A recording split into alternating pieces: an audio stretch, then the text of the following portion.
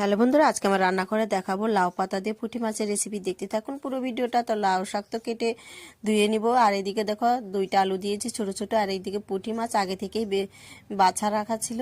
তো ওইটা আমি লবণ হলুদ দিয়ে তেলের মধ্যে ভেজে নামিয়ে ফেলবো। তো এই যে নামিয়ে ফেললাম, আর ওই তেলের মধ্যেই দিয়ে দিব রাঁধুনি শুকনো লঙ্কা আর তেজপাতা, আর এইদিকে একটু নেড়ে চেড়ে দিয়ে দিব রসুন থেতো করা। তারপরে কুচানো আলুগুলো দিয়ে দিচ্ছি, হালকা একটু লবণ দিয়ে আলুটা একটু ভেজে নিব। ভেজে নেওয়ার পর কাঁচা লঙ্কা চিরানো দেবো, এখানে দিয়ে দিচ্ছি আদা বাটা। তারপরে কেটে রাখা শাকগুলো আমি দিয়ে দিব।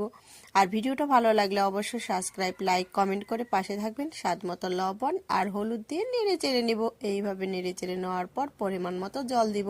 বেশিও জল দেওয়া যাবে না, যেহেতু এটা শাক পাতা, অল্পতেই জল দিলে হয়ে যাবে। তারপরে দেখো একটু ফুটে আসলে তখন আমি ভেজে রাখা মাছগুলো দিয়ে নেড়ে চেড়ে জিরের গুঁড়ো দিয়ে নামিয়ে ফেলবো। বাড়িতে একবার হলেও এইরকম শাক